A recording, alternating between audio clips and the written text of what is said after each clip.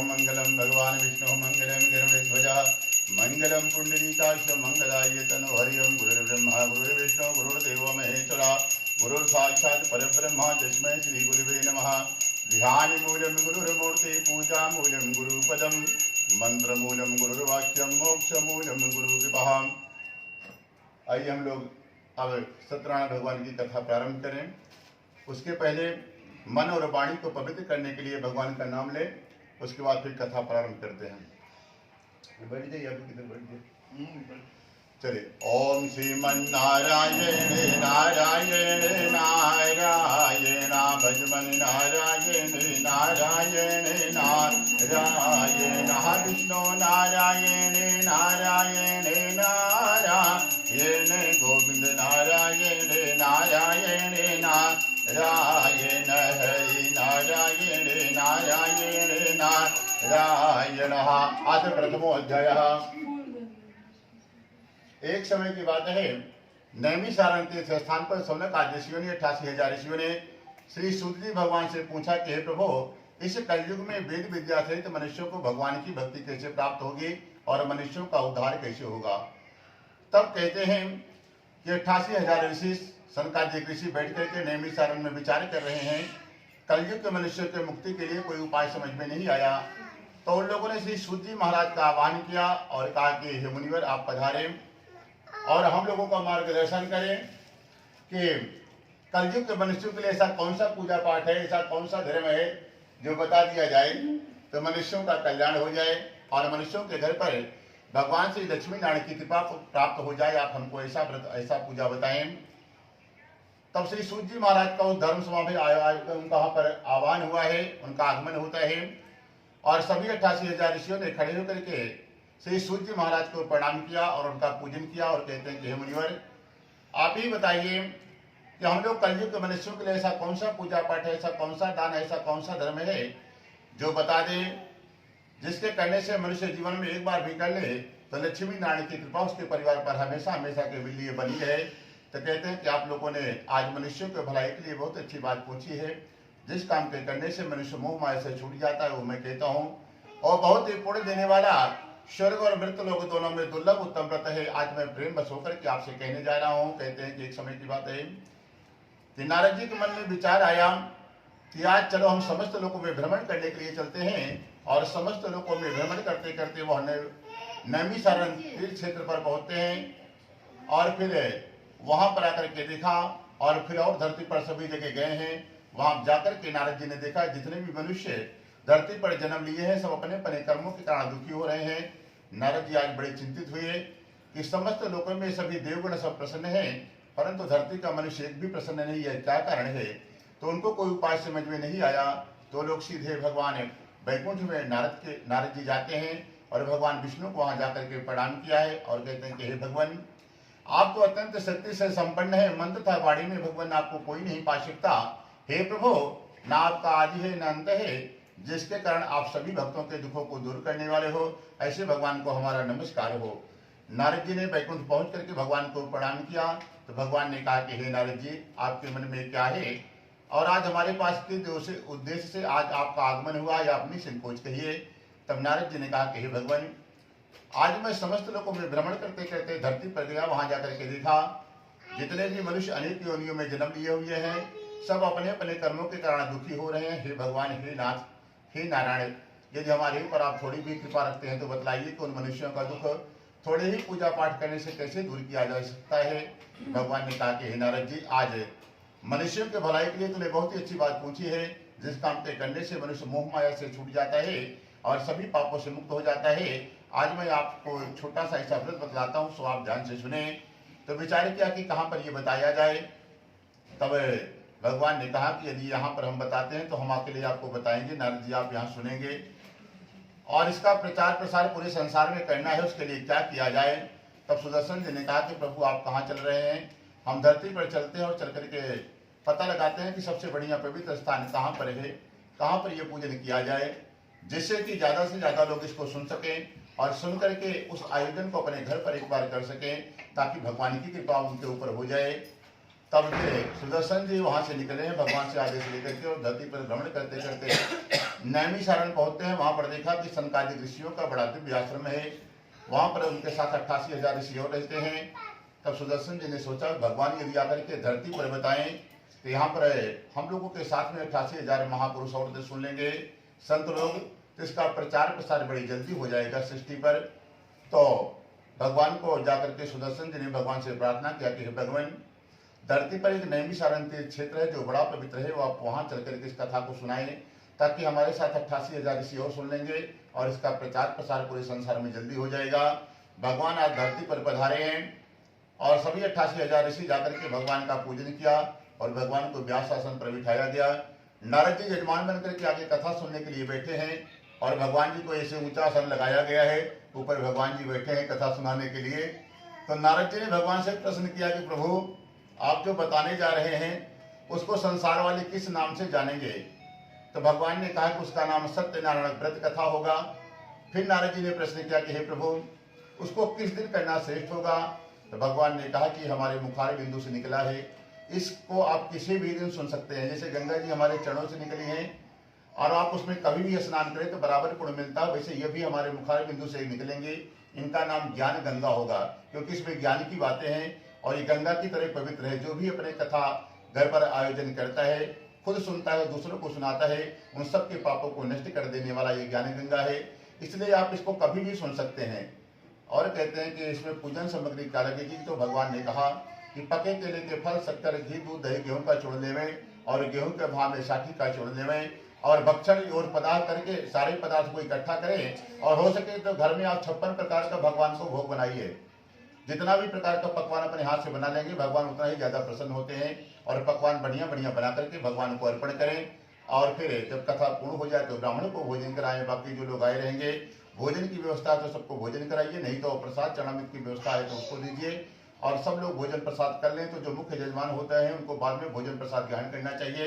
उसके बाद जो समय इसमें और बचता है उसमें भगवान का भजन कीर्तन करते हुए समय को व्यतीत करना चाहिए। इस तरह जो भी मनुष्य इस व्रत को नियम पूर्वक करता है उसके समस्त मनोकामनाएं पूर्ण होकर के अंत में वो मनुष्य परम धाम में पुष्ट हो जाता है। बोलो सत्यनारायण भगवान की जय। अथ प्रथमोऽध्यायः।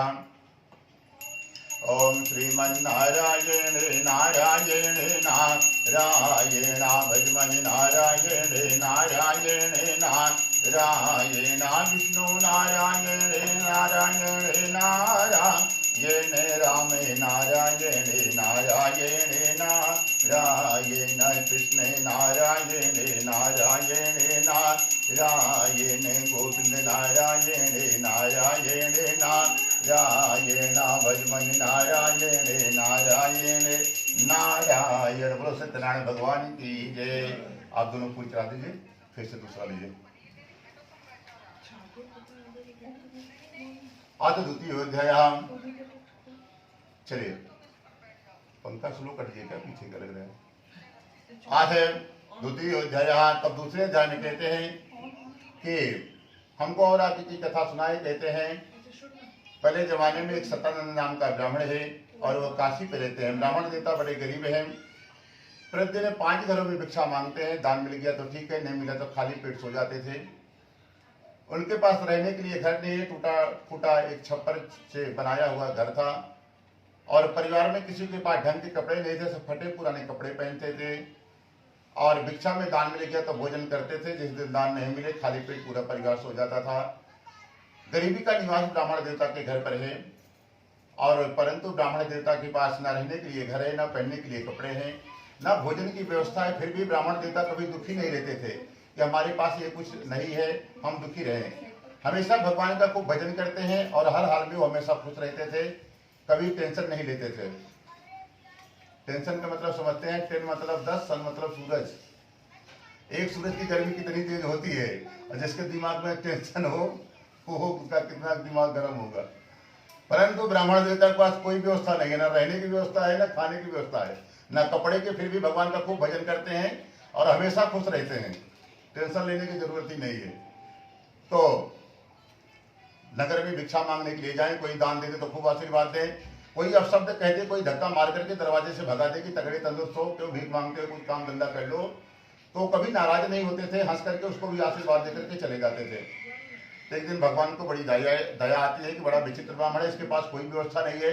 हमने यहाँ संसार में सबको बढ़िया बढ़िया गाड़ी दी है, बंगले दिए हैं, भोजन की व्यवस्था कर दी है, फिर भी वो टेंशन में दुखी रहता है कि संध्या को रसमलाई खाएंगे और कल रसगुल्ला खाएंगे, प्लान करता रहता है। उसको शांति नहीं है जो भगवान ने इतना भोजन दिया है घर में खाने का, और इसके पास कुछ भी नहीं है खाने को, तब भी ये खुश रहता है। क्या बात है, चलो उस ब्राह्मण के दर्शन करके लिए आते हैं। तो भगवान ने विचार किया उस ब्राह्मण का दर्शन करने के लिए एक दिन काशी में स्वयं साधु का भेष बनाया है और नैमिषारण्य भगवान जाकर के पहुंचते हैं।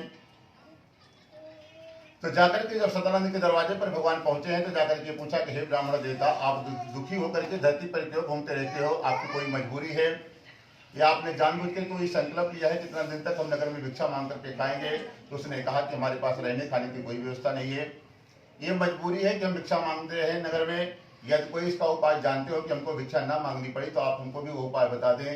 तो कहते हैं कि हे ब्राह्मण देवता, भगवान स्वयं उनको बता रहे हैं कि एक सत्यनारायण भगवान की ऐसी कथा जो मन वांछित फल देती है, आप उसको नियम पूर्वक एक बार भी जीवन में घर में कर लेंगे तो आपको कभी भीख मांगने की जरूरत नहीं पड़ेगी, आप भिखारी से दाता बन जाओगे, देने वाला बन जाओगे।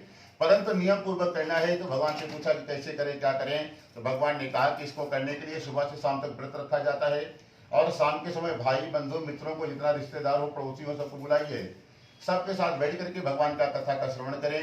जब कथा समाप्त हो जाए तो ब्राह्मणों को भोजन करा देना, जो लोग आए रहेंगे उनको भोजन प्रसाद की व्यवस्था जो करा देना और बाद में स्वयं भोजन करना।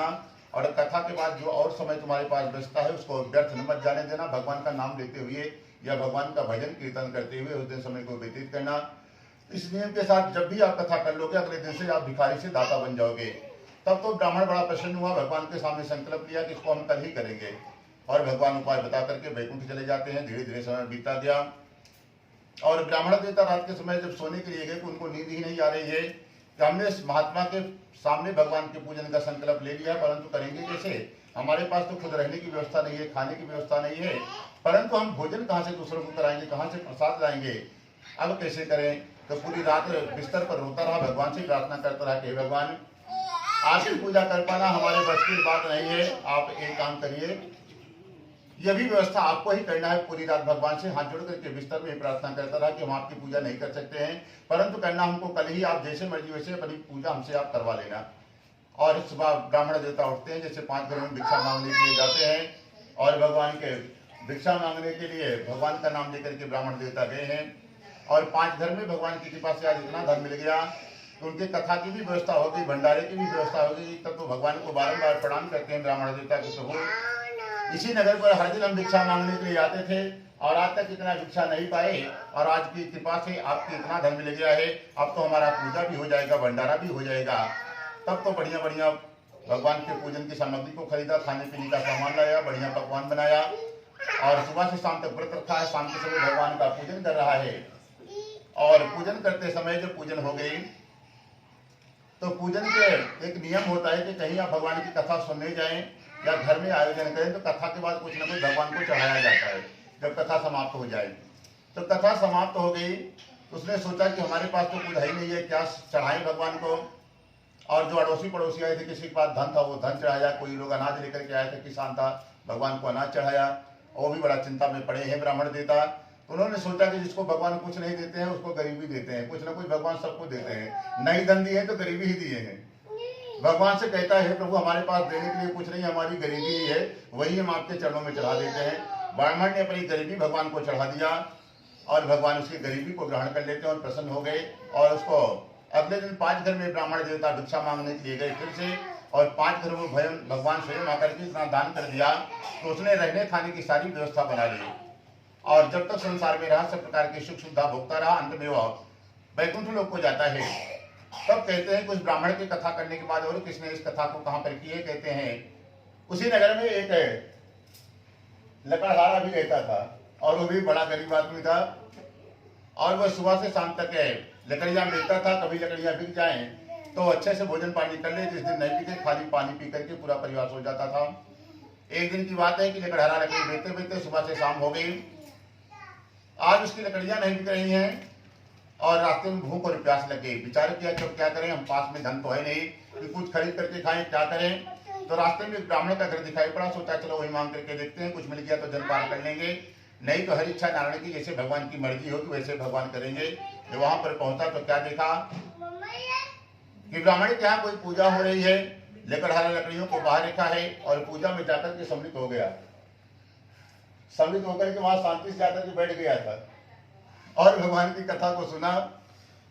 जब कथा सुना तो बाद में प्रसाद लिया और चरणामृत लेने के बाद जब पूजा पूर्ण हो गई तो ब्राह्मण से लकड़हारा पूछता है कि हे ब्राह्मण देवता, ये आप कौन सी पूजा कर रहे हैं, इसको करने से क्या फल मिलता है, कृपा करके हमको भी बताएं। तो लकड़हारे को ब्राह्मण ने कहा कि पहले मैं इस नगर का सबसे गरीब आदमी था, कहीं से भगवान की कथा की महिमा हमने एक बार कोई महात्मा आए थे हमारे घर पर बता करके चले गए, हमने पहली बार इस कथा को की और पहली बार में भगवान ने हमको इतना धन दे दिया कि रहने खाने की सारी व्यवस्था हमारी बन गई। जब ये बात सुना तो लकड़हारा बड़ा प्रसन्न होता है और कहता है कि हमको भी पूरा उपाय विधि बताएं, कैसे कथा की जाती है, क्या नियम है, क्या विधि है। तो उसने भी ब्राह्मण से पूरा उपाय पूछ करके अपने घर गया। उसने भी संकल्प लिया कि इस कथा को हम कल ही घर पर करेंगे। और फिर अगले दिन जिस नगर में धनवान लोग रहते हैं से सुंदर नगर में लकड़ियों को बेचने के लिए गया है और पहले से 4 गुना दाम लकड़ियों का मिल गया। तब तो लकड़हारा आज बड़ा प्रसन्न होकर के पके केले के फल, शक्कर, घी, दूध, दही, गेहूं का चूर्ण इत्यादि सामग्री को लाया है। लाकर के भगवान का पूजन किया और शाम के समय भगवान से प्रार्थना करता है कि भगवान, जैसे आपने ब्राह्मण की गरीबी को ग्रहण किया है वैसे हमारे घर पर भी प्रभु देने के लिए आपको कुछ नहीं है, हमारे पास खाली गरीबी है, हम भी अपनी गरीबी को आपके चरणों में चढ़ाते हैं। तो भगवान ने उनकी भी गरीबी को ग्रहण कर लिया और अगले दिन लकड़हारा फिर नगर में लकड़ी बेचने के लिए गया तो उसको बहुत सा धन प्राप्त हो जाता है, जिससे रहने खाने की उसने भी सारी व्यवस्था बना ली और अंत में वो भी परम धाम वैकुंठ को जाता है। बोलो सत्यनारायण भगवान की जय। ओम श्रीमन्नारायण नारायण नारायण भजमन नारायण नारायण नारायण विष्णु नारायण नारायण नारायण गोविंद नारायण नारायण नारायण राम नारायण नारायण नारायण कृष्ण नारायण नारायण नारायण। बोलो सत्यनारायण भगवान की जय। आज श्री तृतीय अध्याय और तीसरे अध्याय में कहते हैं, क्या कुछ बोल रहा है क्या? तीसरे अध्याय में कहते हैं कि कुलकम नाम का राजा है, राजा बड़ा ही धर्मात्मा, उसकी पत्नी भी कमल के समान मुख वाली सती और सावित्री है।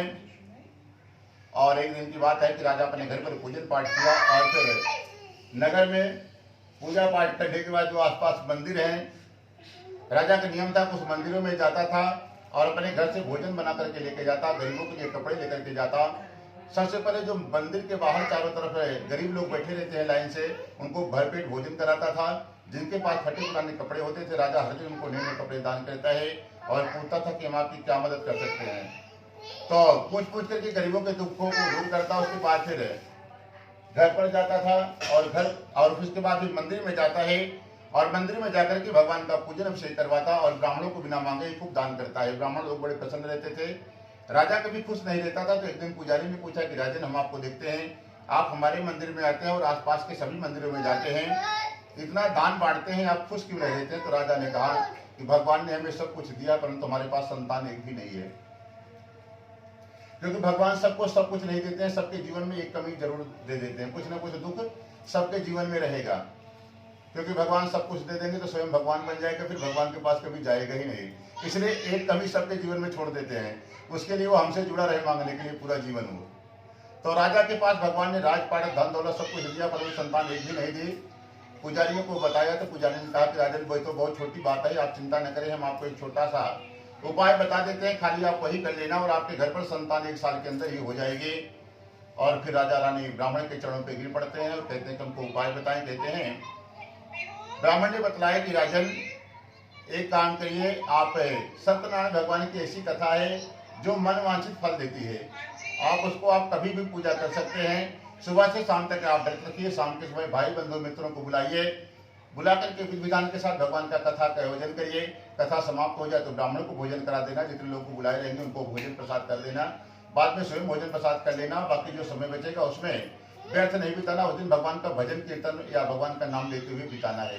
खाली इतना ही करना है और आप जब भी आप कर लोगे। और इस संतान पाने के लिए एक नियम है कि इस कथा को किसी नदी के किनारे करना पड़ता है, कोई पवित्र नदी का किनारा हो या कोई नदी का संगम हो, तो उसके यहाँ साल भर के अंदर ही संतान हो जाती है।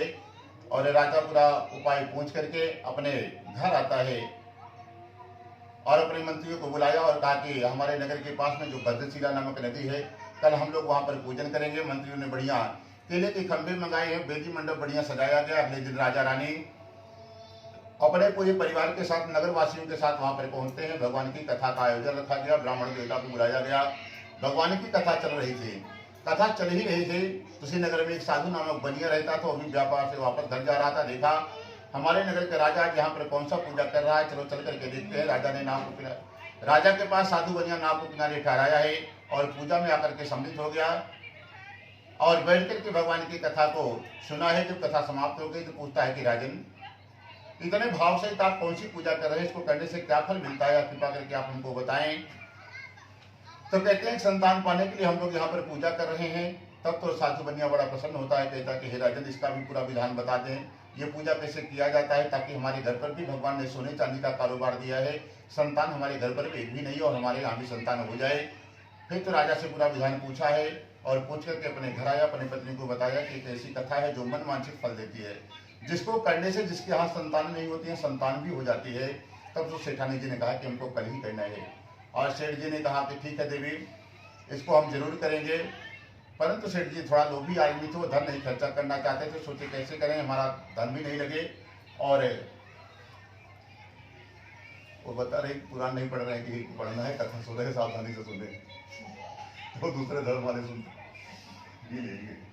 तो भगवान ने कहा, भगवान की कथा के विषय में सुना और साधु बनिया बड़े भाव से अपने घर आया, अपनी पत्नी को बताया और फिर पत्नी ने कहा कि सेठ जी को कल हमको भी सुनवा दीजिए। उसने कहा कि ठीक है, परंतु सेठ जी सोचे कि इसमें तो धन खर्चा होगा, अब क्या करें। तो सेठ जी ने विचार किया कि भगवान तो खाली भाव के भूखते हैं, हे देवी चलो पास में भगवान लक्ष्मी नारायण का मंदिर है, भगवान से प्रार्थना करते हैं, जरूर भगवान हमारी प्रार्थना को सुनेंगे। और सेठ जी अपने पत्नी के साथ आज मंदिर पहुंच गए और भगवान से जाकर के क्षमा याचना की और कहा कि भगवान एक संतान दे दो तो हम आपकी पूजा करेंगे। और वापस सेठ जी घर आ गए। धीरे धीरे समय बीता गया, राजा के घर पर पुत्र का जन्म हुआ है, सेठ जी के यहाँ कन्या का जन्म हुआ और दिनों दिन इस तरह बढ़ने लगी जैसे शुक्ल पक्ष का चंद्रमा बढ़ता है। कन्या का नाम कलावती रखा गया।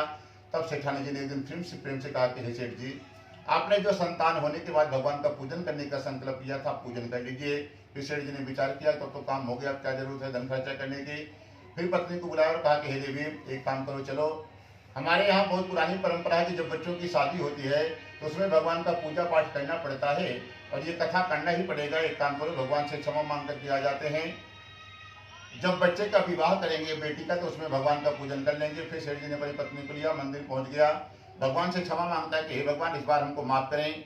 जब अपनी बेटी का विवाह करेंगे तो सबसे पहले सर्वप्रथम आपको बुलाएंगे, आपका पूजन पाठ कर लेंगे, उसके बाद ही विवाह का कार्य करेंगे। क्षमा मांग करके वापस आ गया। धीरे धीरे समय बीता गया। सेठ जी व्यापार के लिए चले गए। वापस व्यापार से आए तो देखा कि अब हमारी बेटी बड़ी हो चुकी है, बाहर सहेलियों के साथ घर के बाहर खेल रही थी। सेठ जी ने विचार किया कि इसका विवाह करना चाहिए। तुरंत एक दूत को बुलाया, बुला करके आदेश दिया कि हमारी लड़की के लिए कोई अच्छा सुयोग वर ढूंढ करके लाइए। साधु की आज्ञा पाकर के दूत लोग कांचनपुर नामक नगर जाते हैं। वहां पर बड़ी खोजबाज करने के बाद लड़की के लिए एक सुयोग बड़ी पुत्र को ले आए हैं। वो सुयोग लड़के को देख करके साधु ने बड़े प्रसन्नचित भाव से अपनी पुत्री का विवाह कर दिया। किंतु दुर्भाग्यवश वो विवाह के समय व्रत ही करना भूल गया। उसको याद ही नहीं था कि हमारे परिवार की कोई परंपरा है या हम स्वयं भगवान का पूजन करने का संकल्प ले चुके हैं। और बेटी का विवाह में खूब धूमधाम से किया, खूब अच्छा पैसा लगाया, खर्चा किया, खाने पीने का बढ़िया वाला कैटर बुलाया, बढ़िया बढ़िया महंगा महंगा टेंट लगाया, परंतु भगवान का पूजन नहीं किया। और 90% लोगों का 99% यही हाल है, भगवान की पूजा के लिए वो महादरिद्र हो जाएंगे। बाकी अपना पर्सनल काम है, बच्चों का बर्थडे मनाना है, शादी का सालगिरह है या बच्चों को विवाह करना है, तो उसमें खूब बड़ा बड़ा महंगा महंगा होटल जाएंगे, बढ़िया बड़ा बड़ा हिसाब किताब छीट देंगे। और पूजा के लिए सबसे गरीब हो जाते हैं कि हो सके भगवान की पूजा में 1 रुपये चिल्लर चढ़ाना पड़े, पंडित जी को 1500 में निपट जाए तो बहुत अच्छा है, तो देना नहीं पड़े। तो सेठ जी ने तो वो भी नहीं किया, वो व्रत करना ही भूल गया पूजा के समय, व्रत बेटी के विवाह के समय। तब भगवान नाराज हो गए कि देखो इस बनिया को लक्ष्मी जी का जो दिए हैं भगवान नारायण ही दिए हैं, लक्ष्मी किसकी है, नारायण की है। और भगवान ने बोला कि हमें इसको सब इतना धन दौलत दिए हैं और हमारी पूजा के लिए गरीब हो जाता है, दरिद्र हो जाता है, और अपने काम के लिए देखो कितना बढ़िया बढ़िया कैटर बुलवाया है, काउंटर लगवाया है खाने पीने का। भगवान नाराज हो गए और जब पूजा करना भूल गया तो भगवान ने साधु बनिया को श्राप दे दिया कि जा आज के बाद तुम्हें दारुण दुख प्राप्त मिलेगा, कहीं भी रहेगा कभी खुश नहीं रहेगा, कुछ न कुछ परेशानी हमेशा तुमको बनी रहेगी। और सेठ जी ने विवाह का कार्य संपन्न हुआ और फिर एक दिन अपने जमाई को बुलाया, बोला कि चलो बेटा हम लोग फिर से व्यापार को प्रारंभ करते हैं। तो नाम में सोना चांदी रखा है और व्यापार करने के लिए आज रत्नपुर नगर जाते हैं, जो हम लोग रत्नागिरी के नाम से जानते हैं। तो वहां पर व्यापार करने के लिए गए तो उस समय वहां के राजा चंद्रकेतु थे।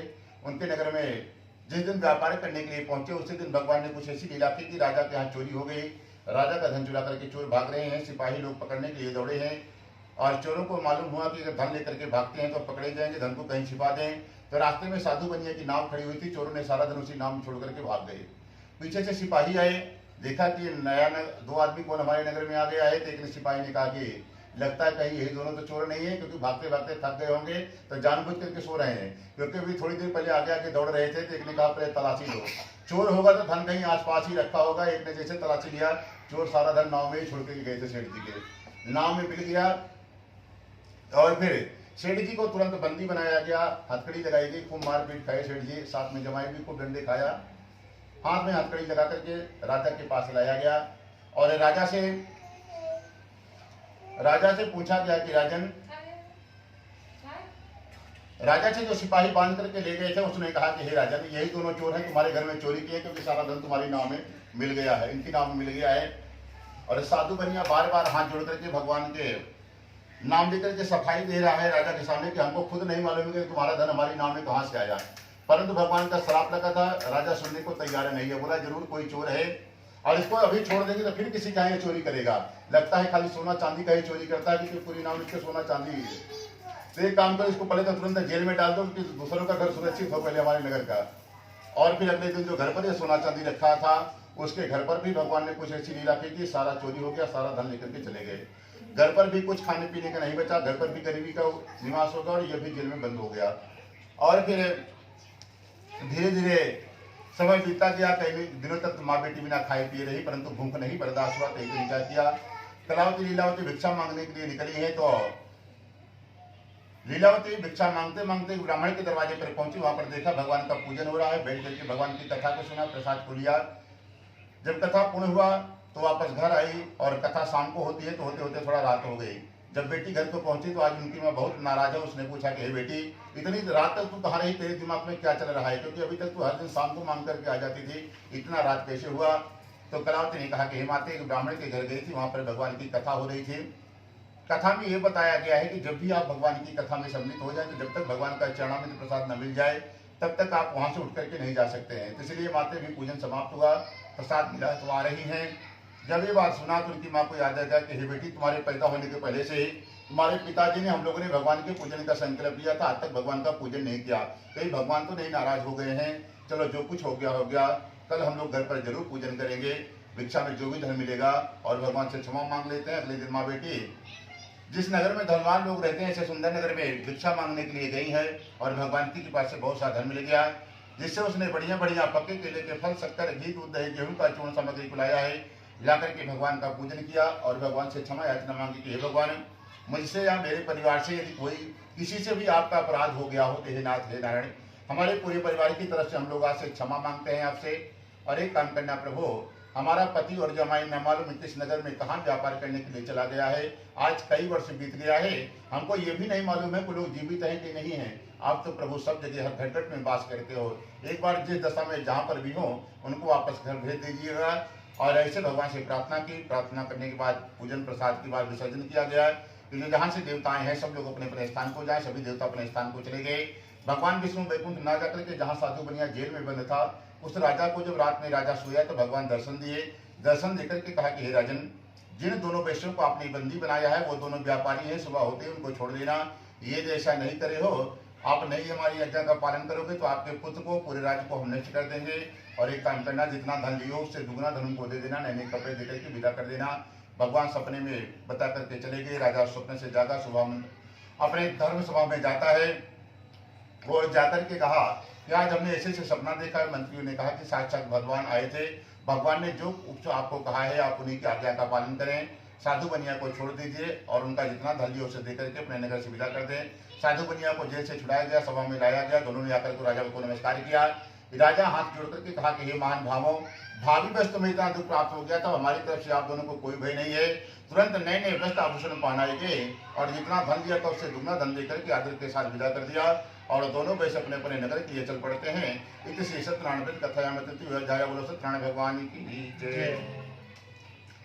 ओम श्रीमन्नारायण नारायण नारायण भगवन् नारायण नारायण नारायण विष्णु नारायण नारायण नारायण गोविंद नारायण नारायण नारायण। बोलो सत्यनारायण भगवान की जय। आसे चतुर्थो अध्याय। अब भगवान ने साधु बनिया को उनसे जेल में छुड़ा दिया है। क्या गर्मी लग रही है? भगवान ने साधु बनिया को उनके जमाई को जेल से छुड़वा दिया है। घर पर पत्नी और माता ने साधु बनिया की पत्नी और उनके बेटी ने भगवान का पूजन कर लिया, भगवान से क्षमा मांग ली तो भगवान प्रसन्न हो गए और बिना व्यापार से ही राजा को 2 गुना धन दिला दिया। राजा से साधु बनिया को बिना मेहनत का ही 2 गुना धन मिल गया। जेल में बंद था तब भी व्यापार हो गया, उसका 2 गुना भगवान ने करा दिया। और भगवान जब नाराज हो गए तो जो था साथ में बेचने के लिए निकला था वो भी चला गया, जो घर में रखा था वो भी चला गया। और जब प्रसन्न हो गए तो जो गया तो उससे 2 गुना राजा से ही भगवान ने दिला दिया। तब भगवान की इच्छा हुई साधु बनिया को जेल से छुड़ा दिए हैं।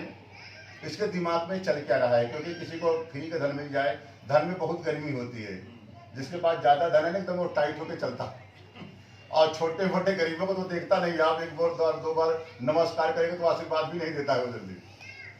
उसके बाद फिर सेठ जी के भगवान की वही इच्छा हुई, बनिया को हम पैसे तो दे दिए हैं, धन सोना चांदी में व्यापार के 2 गुना। किसके दिमाग में चल क्या रहा है? बड़े लोगों के दिमाग में चलता है क्या है? भगवान कभी कभी परीक्षा लेते हैं। भगवान की इच्छा है कि इसका परीक्षा ले जाए तो भगवान ने क्या किया कि फटे पुराने कपड़े पहन लिए, माथे पे बढ़िया टीका चंदन लिया, माला झोली लिया, बड़ी सी चोटी रख ली। धीरे धीरे साधु बनिया के पास भगवान जा रहे हैं और सेठ जी दूर से देख रहे हैं। लगता है इस नगर का कोई गरीब ब्राह्मण है, हमको बड़ा आदमी समझ करके आ रहा है। हो सकता है खाने पीने के लिए कुछ अन्नदान कर देंगे या कपड़े शरीर पर नहीं, हो सकता है वस्त्र दान कर देंगे। बड़े आदमी हैं, महल में रहते हैं, सेठ साहूकार हैं। परंतु सेठ जी कह रहे हम तो महाकंजूस हैं, इसको कुछ देने वाले हैं नहीं, बिना मतलब कहीं ब्राह्मण हमारे पास आया है। और भगवान धीरे धीरे सेठ जी के सामने खड़े हो गए। आकर के पूछा, सेठ जी तुम्हारी नाम में क्या रखा? भगवान जो कुछ देते हैं वही पूछते हैं, उसी का हाल चाल। धन दिए तो धन पूछेंगे, ज्यादा ताकत दी है तो ताकत की कहीं परीक्षा ले सकते हैं भगवान। तो सेठ जी को धन दिया था, धन से पूछा भाई तुम्हारी नाम में क्या रखा है सेठ जी? और सेठ जी भगवान को जोर से डांटे, अरे दरिद्र ब्राह्मण क्यों पूछता है? क्या धन लेने की इच्छा है?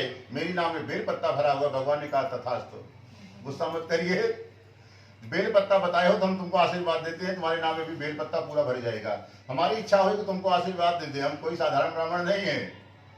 हमको लगा कि तुम जा रहे हो आशीर्वाद देते, जाते हैं इधर से जा रहे थे, बेल पत्ता बताया है तो भी बेल पत्ता 2 मिनट में भर जाएगा। भगवान ने आशीर्वाद दिया, पूरी नाव में ऊपर तक बेल पत्ता भर गया। सेठ जी को नहीं खबर है, भगवान आगे बढ़ गए। एक पर्वत शिला खड़ी थी, वहीं पर भगवान बैठ के विश्राम कर रहे थे थोड़ी देर। और फिर उसके बाद फिर सेठ जी ने मुड़ करके देखा कहीं सही तो बेलपत्ता नहीं हुआ, जैसे मुड़ा पूरे नाव में बेलपत्ता ही बेलपत्ता हो गया।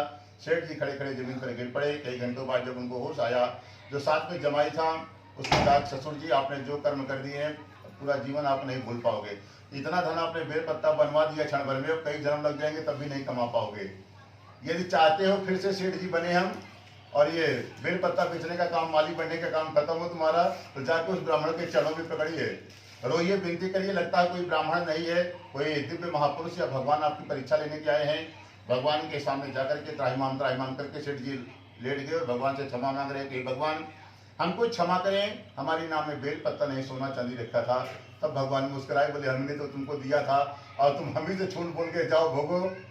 तो भगवान से बार बार क्षमा मांग रहा है कि हे भगवान आपकी माया ब्रह्मादि नहीं जान सकते, तो मैं ज्ञानी मनुष्य कैसे जान सकता हूँ? आप प्रसन्न होइए, अपनी सामर्थ्य के अनुसार आपकी पूजा हम जरूर करेंगे। भगवान आप हमको माफ करें। बार बार क्षमा मांगा तो भगवान ने कहा कि ठीक है, आज तो तुमको क्षमा कर देते हैं, लेकिन आज के बाद अब कभी झूठ मत बोलना। तुम्हारे पास जो है वही बताना और देना है कि नहीं देना तुम्हारी मर्जी है, पर झूठ मत बोलना। भगवान को वचन दिया, भगवान ने आशीर्वाद दिया, सारा बेल पत्ता नष्ट हुआ, सोना चांदी हो गया। फिर सेठ जी धीरे धीरे अपने नगर के पास गए और फिर जो नाव चला रहा था उसको भगवान ने, साधु बनिया ने अपने घर पर भेजा कि जाकर के संदेशा दे दो। और जाकर के घर पहुंचते हैं तो देखा कि साधु की पत्नी और बेटी घर पर पूजन कर रही थी आज भी, कि हमारा पति और हमारा दामाद वापस आ जाए। जैसे उसको समाचार मिला कि सेठ जी नगर के पास आ गए हैं, अपनी बेटी से कहा कि बेटी बाकी का जो पूजा बचा है तो कर लेना, हम जा रहे हैं तुरंत अपने पत्नी को देखने। अब तुम भी ज़्यादा देर पूजा मत करो, पंडित जी बोलो जल्दी जल्दी कराएं, तुम भी आ जाना, तुम्हारा भी पति आया है। बेटी ने भी जल्दी जल्दी पूजन कर दिया और वो भी पति के देखने के लिए वापस समुद्र किनारे पहुंचती है। तो क्या हुआ, उसने प्रसाद को छोड़ करके चली गई थी भगवान का। तो क्या हुआ उसके साथ, समुद्र में एक लहर आई है जिसमें साधु बनिया खाली उतरा था। साधु बनिया के नाव और जमाई जल के अंदर डूब गया। जब ये समाचार उसकी बेटी को मिला तो आज बहुत जोर जोर से रो रही है। ऐसी दशा देख करके साधु बनिया बड़ा दुखी हुआ और कहते हैं कि हे भगवान, मुझसे मेरे परिवार से फिर से यदि कोई आपका अपराध हो गया तो हे नाथ, हे नारायण, हमारे पूरे परिवार की आप रक्षा करें, हम लोगों को क्षमा करें। फिर तुरंत आकाश मार्ग से सूर्य भगवान ने आकाशवाणी की कि हे साधु, तुझसे कुछ भी अपराध नहीं हुआ, तुम्हारी थोड़ा मत गला सूख रहा है बार तब मेरी अगरबत्ती से गला सूखता है एकदम पूरा। तब बांस में बहुत सस्ती होती है, बांस रहता है उसमें पूरा गला सूखा देता है। तो साधु बनिया भगवान से प्रार्थना किया। सूर्यनारायण ने आकाशवाणी की कि हे साधु, तुझसे या तेरे परिवार से कुछ भी भूल नहीं हुआ, तुम्हारी पत्नी और बेटी घर पर पूजन रखा था, लोगों ने पूजन तो किया है परंतु तुम्हारे प्रसाद को चढ़ाने को नहीं लिया, इसके कारण तुम्हारे साथ ऐसी घटना घटित हुई है। पूरा परिवार भाग करके घर गया, भगवान से क्षमा मांगी, वापस आया तो समुद्र में एक लहर आती है जिसमें साधु बनिया के नाव और पूरा परिवार मिल गया। फिर पूरा परिवार समुद्र के किनारे भगवान का पूजन किया और इस लोक में शुभ होकर के सब लोग परम धाम को गए। बोलो सत्यनारायण भगवान की जय।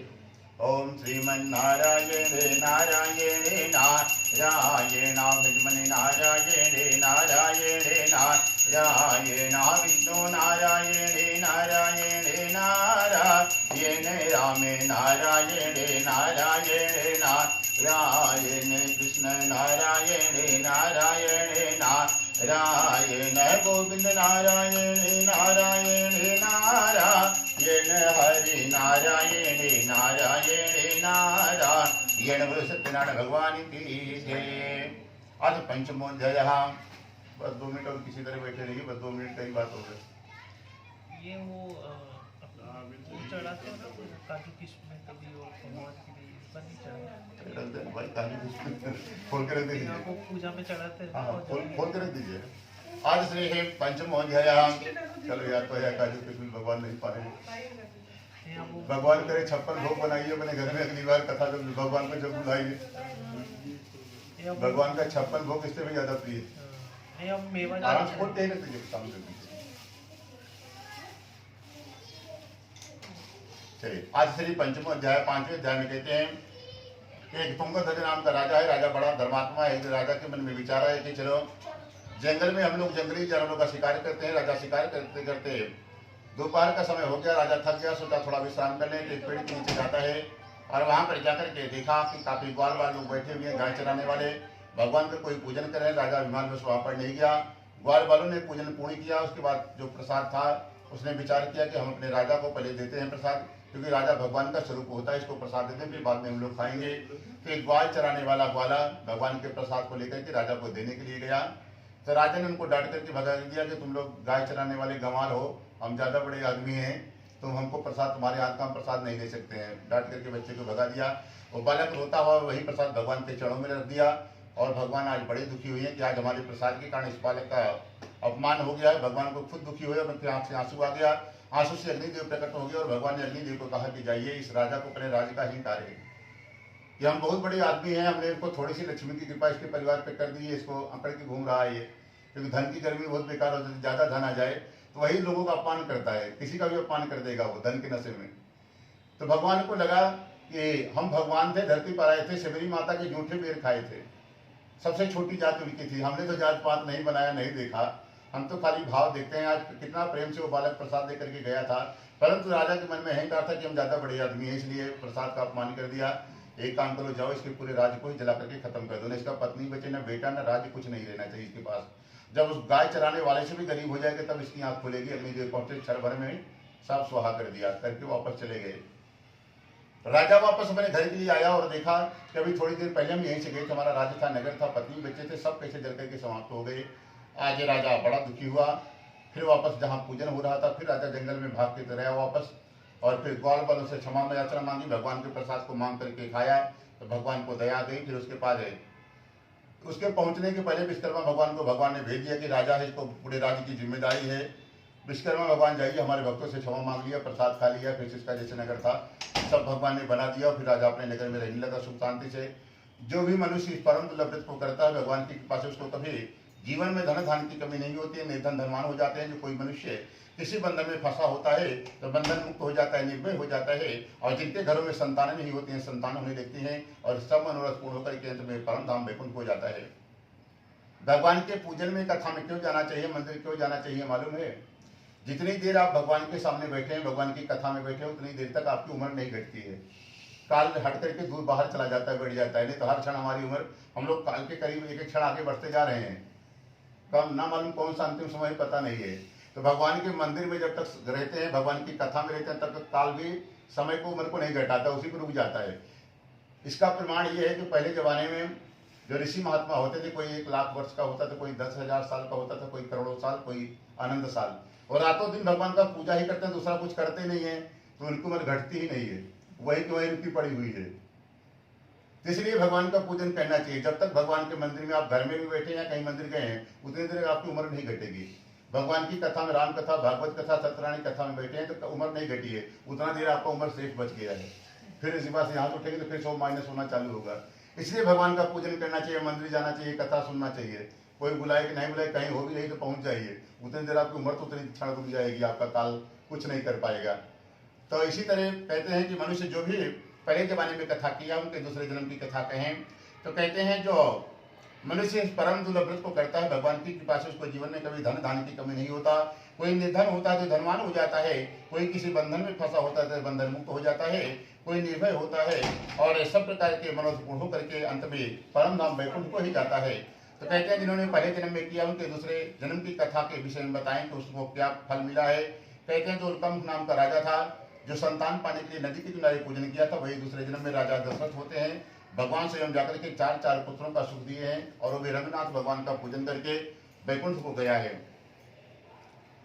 और कहते हैं जो लकड़हारा था, वही दूसरे जन्म में निषाद राज बन करके भगवान राम के चरणों को धुल करके वो भी परम धाम वैकुंठ को जाते हैं।